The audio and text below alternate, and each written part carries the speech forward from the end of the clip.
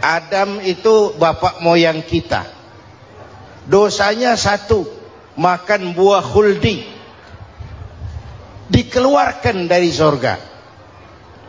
Kita dosanya banyak, kepengen masuk, nggak nyambung.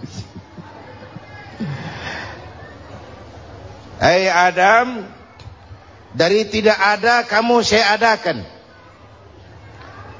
Saya perintahkan tinggal di surga. Merasa sepi sendirian, saya ciptakan Siti Hawa supaya kamu tenang. Kamu boleh nikmati semuanya. Ini boleh, itu boleh, ini boleh, itu boleh. Makan, makanlah yang kau mau. Minum, minumlah yang kau suka. Pakai, pakailah yang kau senang.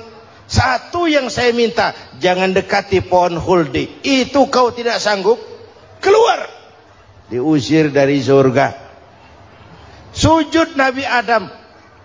Kata riwayat 40 tahun sujud. Membaca Rabbana zalamna anfusana wa illam taghfir lana wa tarhamna lanakunanna minal. Itu namanya istighfarnya Nabi Adam. Istighfar itu kan mengucapkan astagfirullah, basmalah, membaca bismillah. Jangan kayak teman saya disuruh banyak-banyak baca istighfar, benar-benar dia baca istighfar, istighfar, istighfar. Bukan itu maksudnya. Nah, maka salah satu amalan yang sangat dianjurkan di bulan Muharram ini memperbanyak istighfar. Tidak ada orangnya yang tidak. Ayo jujur, ini yang kumpul di sini semua, ada nggak yang nggak punya dosa? Yang merasa nggak punya dosa, ayo ke depan. Ada? Tidak ada. Setiap kita, entah kecil entah besar, sengaja terlupa, pasti mempunyai yang namanya khilaf dan salah. Dan Allah Tuhan kita bukan Tuhan pendendam. Allah Tuhan kita Tuhan yang ramah dan rahmah. Manusia, dosamu banyak, tapi ampunanku lebih banyak. Salahmu besar, rahmatku jauh lebih besar. Kau sujud di hadapanku, aku bangga melihatnya. Kau menangis di hadapanku, aku senyum melihatmu. Kau berjalan menujuku, aku berlari menyambutmu. Karena itu amalan yang sangat dianjurkan di bulan Muharram ini memperbanyak istighfar. Itu kalau istighfarnya Nabi Adam. Ada istighfarnya Nabi Yunus. Ibu kenal Nabi Yunus? Di mana kenalannya? So tahu. Nabi Yunus itu ketika berdakwah kepada kaumnya yang bandel, memberikan peringatan, kalau kalian tidak mau beriman akan turun azab. Kapan Yunus? Akan. Kenapa mesti akan? Sekarang aja kalau mau, saya tungguin. Kurang ajar betul ini umat. Akhirnya Nabi Nuh menghindar dengan perhitungan, kalau azab tidak turun saya sudah jauh. Meragukan janji Tuhan. Lalu naik kapal, dinaiki oleh Yunus, kapal mogok. Dicari siapa biang keroknya ini. Diundi, ternyata Yunus. Sampai 3 kali diundi. Dibuanglah Yunus ke dasar laut. Ditelan oleh ikan nun atas perintah Allah. Telan itu Yunus. Jangan pakai dikunyah, rusak urusan. Telan saja, simpan di perutmu. Dibawa oleh ikan nun ke dasar lautan. Itu yang oleh Quran dikatakan bertemulah 3 macam kegelapan. Zulumatun salas. Gelapnya tengah malam, gelapnya di dasar laut, gelapnya di dalam perut ikan. Itu namanya peteng. Mbahnya gelap. Di perut ikan itulah Nabi Nuh sadar akan kesalahannya, meragukan janji Allah, meragukan janji Allah. Ia sujud di dalam perut ikan itu, membaca la ilaha illa anta subhanaka inni kuntu. Itu istighfarnya Nabi Yunus. Dibacakan istighfar begitu, ikan sakit perut pak. Di dasar laut kemana mau cari apotik? Dia naik ke permukaan, memuntahkan isi perutnya. Nabi Yunus keluar dengan selamat. Itu pun terjadi pada hari ke-10 bulan Muharram. Istighfar intinya itu. Itu amalan utama bulan Muharram, memperbanyak istighfar. Allah selamatkan Nabi Nuh dari bahtera banjir yang luar biasa, 10 Muharram. Allah selamatkan Nabi Ibrahim dari pembakaran Raja Namrus, 10 Muharram. Setelah Nabi Ibrahim itu menghancurkan berhala-berhala, Abrahat pulang mau ibadah, lihat Tuhannya berantakan, marah besar. Siapa yang menghancurkan Tuhan-Tuhan kita ini? Ada yang lapor, kami lihat Ibrahim. Tangkap. Belum ada bukti, tangkap dulu yang penting, bukti belakangan. Tangkap. Wah, dikerahkanlah aparat, tangkap Nabi Ibrahim, disidang langsung oleh Abrahat, oleh Namrus maksud saya. Ibrahim, kau yang menghancurkan berhala-berhala kami ini, Tuhan-Tuhan kami. Siapa bilang? Ada yang lapor. Saya dengar enggak semua berhala itu hancur. Ada yang paling besar, angkat tangan, saya lihat ada kampak di tangannya. Barangkali yang besar itu iseng tuh, yang kecil-kecil dikampakin. Tanya aja sama dia, kamu gila? Kenapa? Masa kami disuruh nanya berhala? Nggak bisa jawab. Nggak bisa jawab.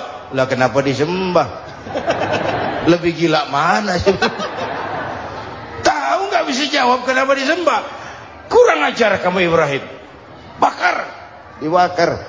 Ketika Ibrahim dilempar ke kobaran api yang menggunung, Allah perintah api, ya naru kuni bardan wa salaman ala Ibrahim. Hai api, dinginlah sampean. Api Madura waktu itu, Pak. Hai api, dinginlah sampean, selamatkan Ibrahim. Api tunduk kepada perintah Allah. Ibrahim masuk ke kobaran api, selembar rambut pun tidak terbakar. Kenapa? Apinya tunduk kepada perintah Allah. Kenapa? Karena Ibrahim orang yang takut kepada Allah. Api tunduk kepada perintah Allah. Kalau kita baca ayat itu, masuk ke api, mateng. Sudah hadirin yang saya muliakan, oleh karena itu selamatnya Ibrahim dari pembakaran Raja Namrud itu pun pada 10 Muharram, Yaumul Asyura, hari ke-10 dari bulan Muharram. Imedia. Bapak Ibu hadirin hadirat yang saya cintai, sebagian kecil tentang Nabi Adam, Nabi Ibrahim dan Nabi Yunus, tapi saya belum menceritakan tentang Nabi Nuh tadi. Mengulang kaji. Nabi Nuh salah seorang rasul yang masuk ulul azmi, 5 besar. Karena memang perjuangannya menggambarkan satu usaha yang ulet dan luar biasa. Beliau diberi umur 950 tahun. Lalu berdakwah selama 900 tahun. Sore, pagi, siang, malam. Dapat pengikut tidak lebih 80 orang. Rata-rata 10 tahun satu. Kalau saya minta berhenti aja jadi nabi, Pak. Ustadz mana masih mau buka pesantren? 10 tahun buka pesantren, yang nyantri cuma 1. Pedagang mana yang masih mau dagang? 10 tahun dagang, yang beli 1. Pimpinan partai mana yang masih mau kampanye? 10 tahun buka partai, yang nyoblos 1. Bangkrut. Umatnya bandel, kurang ajar, durjana, bajingan, tengik. Umatnya Nabi Nuh ini kalau diceramahi, telinganya ditutup dengan tangannya. Nabi Nuh akhirnya rekes. Tuhan, siang malam saya berdakwah kepada umat ini. Tiap kali saya sampaikan dakwahmu, mereka tutup telinganya dengan tangannya. Alergi dengar ceramah. Apa itu ceramah? Non profit. Saudara-saudara, jadi mau kamu gimana, Nuh? Sudah Tuhan, habiskan saja orang kafir. Nanti kalau punya anak, anaknya pun kafir lagi. Lebih baik bapak moyangnya sikat habis. Biasanya kalau bapak kalong, anak kampret. Bapak nyolong, anak nyopet. fotokopi gimana aslinya? Hampir. Yang Allah lihat itu hati dan amal perbuatan.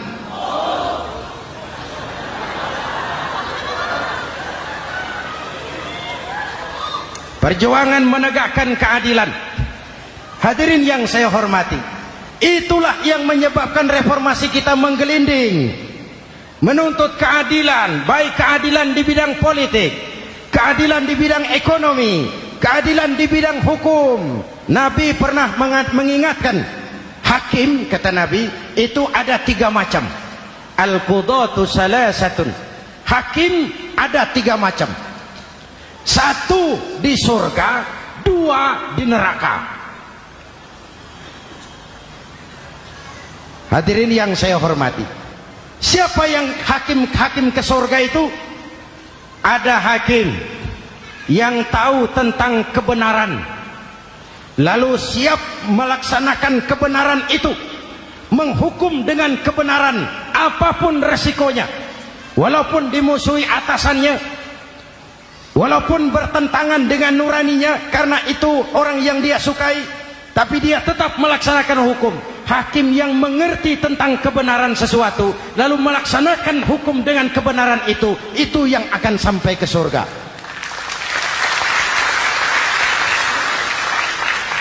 Yang kedua, ada hakim tahu tentang kebenaran tapi tidak mampu melaksanakan hukum dengan kebenaran itu.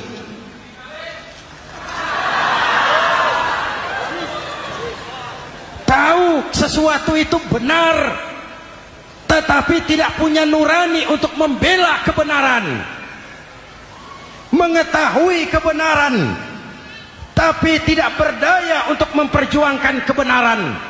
Akhirnya hukum dikebiri, yang salah jadi benar, yang benar jadi salah. Itulah realita yang kita rasakan selama ini. Yang baca Quran dengan suara merdu dapat piala. Yang mengamalkan Quran dengan konsekuen dapat penjara. Yang berteriak-teriak menegakkan keadilan dianggap aneh. Yang korupsi habis-habisan hidup terhormat.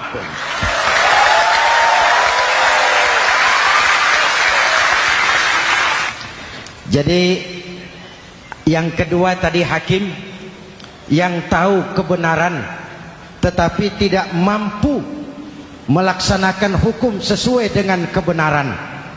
Diperkosanya kebenaran, ditekannya hati nuraninya, sehingga ini yang mengakibatkan terlukanya perasaan keadilan. Yang ketiga lebih celaka lagi, ada hakim yang tidak mengerti tentang kebenaran lalu melaksanakan hukum dalam ketidakmengertiannya. Bodoh melaksanakan hukum dalam kebodohan, itu pun menyebabkan orang masuk neraka. Na'udzubillah. Hadirin yang saya hormati, reformasi yang dilaksanakan Rasul berjuang menegakkan keadilan setelah membebaskan manusia dari ras diskriminasi. An-nas kulluhum li Adam wa Adam min turab, la fadla li arabiyyin ala ajamiyyin illa bittaqwa. Seluruh manusia berasal dari Adam. Adam diciptakan dari tanah dan tidak ada kelebihan Arab dengan yang bukan Arab kecuali dengan takwanya. Nah, saya masih ingat sebuah cerita. Mau dengar? Mau dengar? Pada waktu Umar bin Khattab radhiyallahu anhu menjadi khalifah, menjadi Amirul Mukminin, itu yang jadi gubernur di Mesir adalah Amr bin As. Satu saat Amr bin As ingin mendirikan masjid, tapi tanah lokasi masjid itu milik orang Yahudi. Ada gubuk di situ. Dipanggil Yahudi ini oleh Amr bin As. Saudara Yahudi, iya. Itu rumahmu ya? Iya. Sudah tahu belum? Belum. Ya memang saya belum kasih tahu. Beberapa nabi memang kaya tuh. Nabi Sulaiman, nabi kaya. Beli hewan, onta 300 ekor, kambing 1000. Dagingnya habis dibagiin fakir miskin. Onta 300, kambing 1000. Belum pernah kita dengar konglomerat kita korban sapi 300, belum. Atau juga kurus.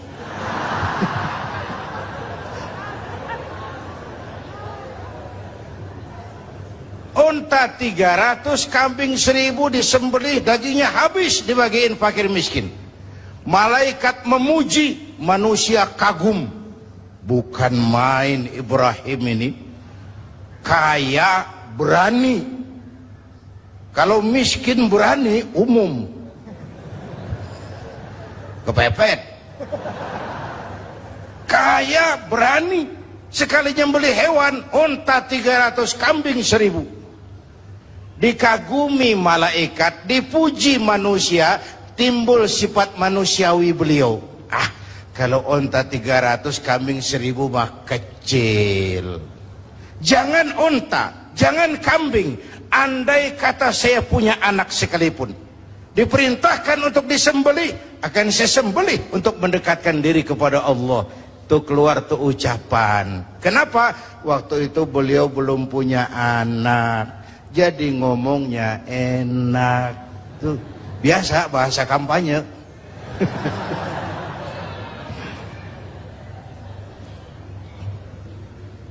Saya mau potong ceritanya. Setelah punya anak bernama Ismail dari Siti Hajar, falamma balagha ma'ahu sa'ya, ketika Ismail sudah pandai usaha, sedang lucu-lucunya, anak sebiji mata wayang sedang lucu-lucunya, dalam tidurnya beliau melihat perintah turun, ya Ibrahim ufi binuzrika, Ibrahim bayar nazarmu. Nazar apa saya? Dulu ngomong apa, ingat enggak? Jangan onta, jangan kambing, anak pun akan saya sembelih. Laksanakan omonganmu, sembelih anakmu. Paginya dipikirin, ini semalam perintah Allah apa bisikan setan? Kalau bisikan setan jelas amat. Kalau perintah Allah kebangetan amat. Anak satu-satunya suruh potong, nenek-nenek kayak yang tuaan.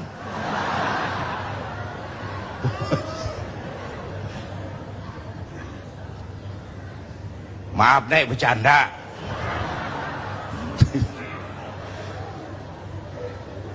Tiga malam berturut-turut turun perintah itu, yakinlah Ibrahim ini perintah Allah.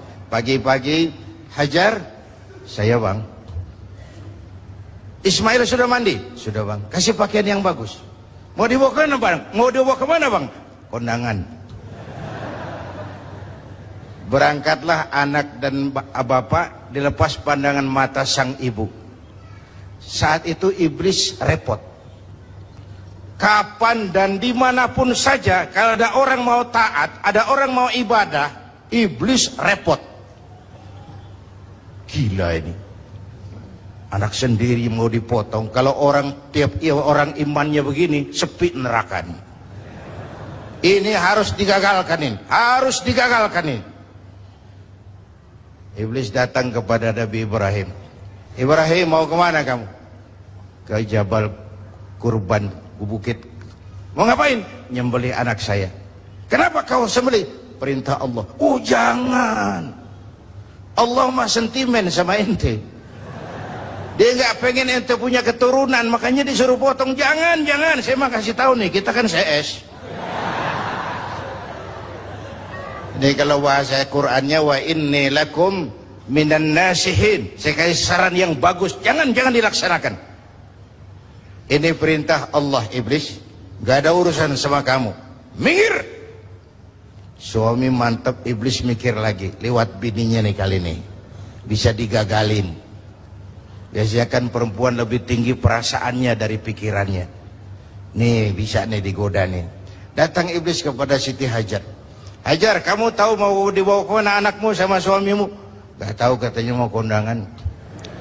Kamu dibohongin, mana ada orang kondangan bawa tambang sama pisau. Anakmu mau disembelih. Lah kok tegel-tegel itu. Kok sampai hati nyembelih anaknya sendiri? Katanya perintah Tuhannya Allah. Perintah Allah, perintah Allah. Iblis, kalau memang ini perintah Allah, jangankan cuma anakku Ismail, aku ibunya mau ikut disembelih. Gak ada urusan sama kamu. Minggir. Kata iblis, ini lebih gila dari lakinya nih. Malah mau ikut minta dipotong sekalian. Dikira perempuan imannya lemah, malah mantep.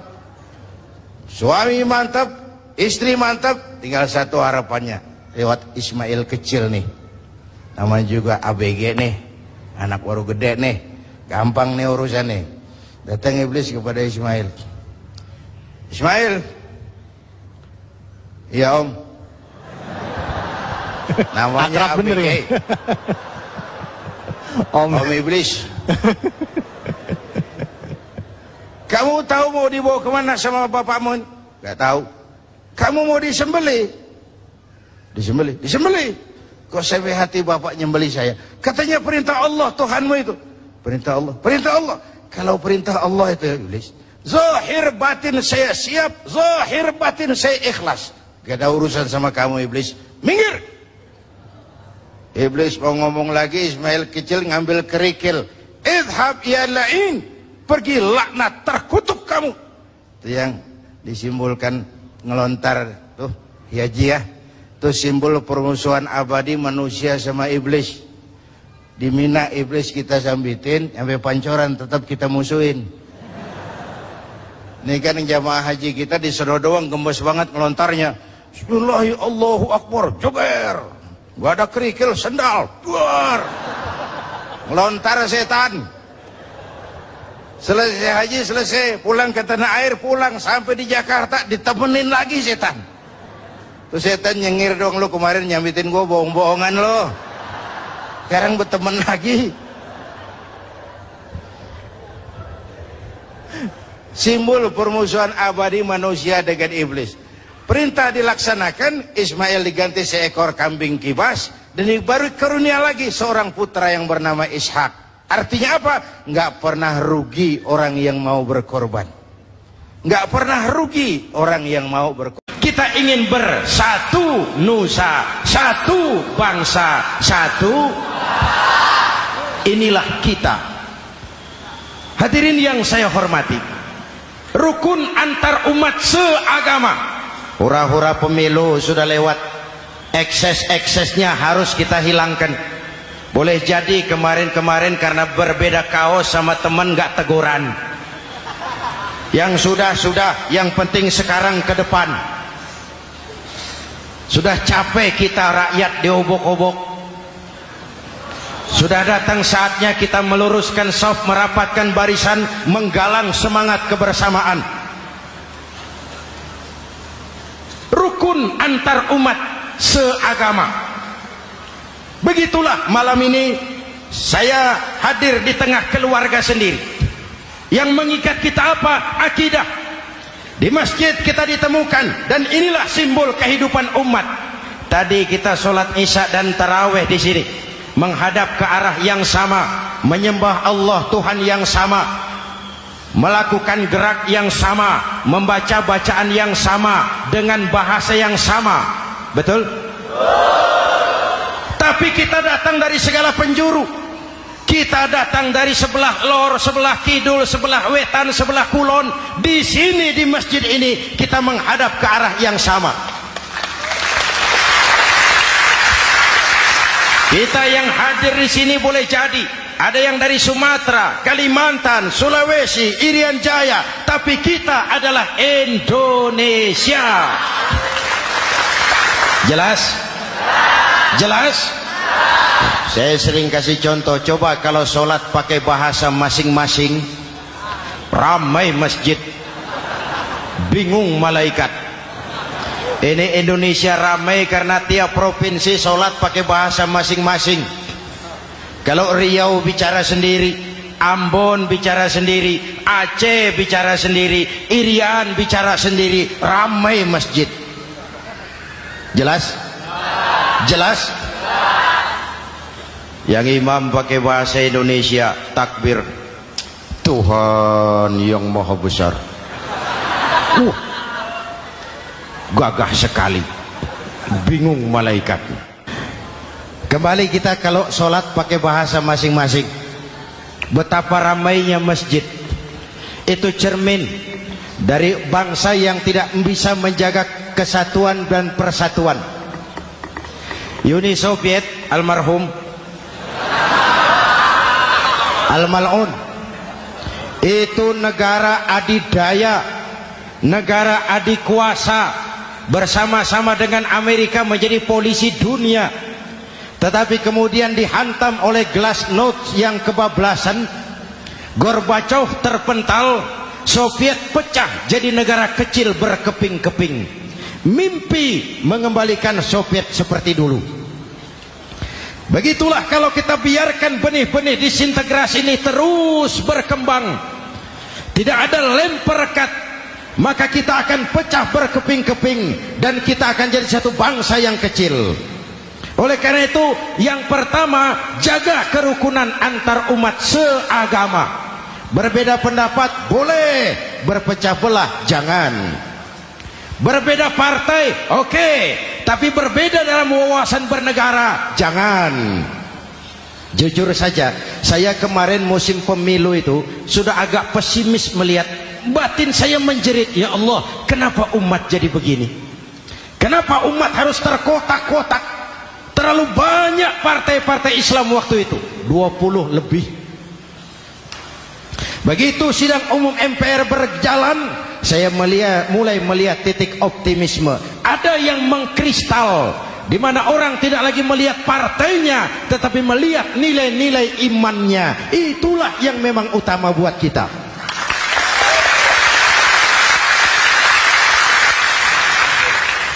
Ini yang pertama, rukun antar umat seagama. Yang kedua, rukun antar umat beragama. Beberapa hari yang lalu ada kejadian yang mengenaskan di Jakarta Timur, Cipayung. Peristiwa penyerbuan Yayasan Dolos. Hadirin yang saya hormati, kita tentu menyesalkan kejadian itu. Saudara-saudara hadirin yang saya hormati, datangnya memang tidak kita harapkan yang namanya maut, tapi sekali dia datang tidak ada pintu tempat kita lari. Dia memang tidak pernah kita undang, tapi sekali dia datang mengetok pintu, kekuatan apa yang bisa menolak? Dia sebuah tanda seru dalam kehidupan. Apa yang menyebabkan orang takut mati? Pertama, barangkali karena dia tidak tahu bagaimana kehidupan sesudah mati. Alam kubur gelap, alam akhirat gelap, sehingga dia bingung. Lantaran bingung lalu jadi takut. Yang kedua, boleh jadi oleh bayangan-bayangan dosa yang pernah dia kerjakan di dunia ini. Kerjanya cuma menumpuk dosa. Dia gembira, bahagia, tertawa di atas tumpukan dosanya, merasa segan berpisah dengan seluruh kehidupan ini. Sehingga boleh jadi maut adalah sesuatu yang ditakutkannya benar dalam kehidupan. Tapi bagaimanapun takutnya, tidak ada tempat lari dari dia. Dalam ayat lain Allah jelaskan, Aynama takunu yudrikumul mautu walau kuntum fi burujim musayyadah. Di mana saja kamu berada, dalam benteng yang paling tangguh sekalipun, maut pasti akan datang menjemput kamu. Nah, bagaimana caranya maut datang menjemput kita? Bila datang dia, sang malaikat pencabut nyawa, malaikat Israel namanya, hendak mengambil roh kita. Dalam suasana macam begitu, di akhir kehidupan dunia, dalam berhadapan dengan sakaratul maut, terbagilah manusia dalam dua bagian besar. Pertama, yang menghadapi sakaratul maut itu dengan husnul khatimah, baik di akhirnya, sehingga pada saat rohnya berpisah dengan jasadnya, kelihatan dia seperti senyum, mukanya cerah. Bahkan sebelum itu boleh jadi dia sempat meninggalkan pesan-pesan yang baik. Ada yang sempat azan, ada yang sempat baca Quran. Pernah kan nemui orang yang mau mati seperti itu? Yang sempat azan, yang sempat baca Quran, yang sempat meninggalkan wasiat-wasiat yang baik. Sebab apa? Malaikat maut datang menjemput mereka juga dengan baik-baik. Dicabut ruhnya perlahan-lahan, tapi sungguh pun perlahan-lahan. Pedihnya, sakitnya tetap tiada tara. Rasulullah Sallallahu Alaihi Wasallam, dikala beliau hendak berhadapan dengan sakaratul maut, diceritakan mencelupkan tangannya ke dalam gelas berisi air, lalu mengusapkannya ke muka beliau seraya berdoa, "Ya Allah, mudahkan saya dalam menghadapi sekarat ini." Beliau juga yang mengatakan bahwa sakitnya sakaratul maut sama dengan 300 kali bacokan pedang. Sehingga kita diajarkan doa. Di antara doa selamat itu kan ada, Allahumma hawwin alaina fi sakaratil. Ya Allah, mudahkan saya di dalam menghadapi sakaratul maut itu. Ketika ruh ini keluar dari jasad, mata masih mengikuti ruh itu.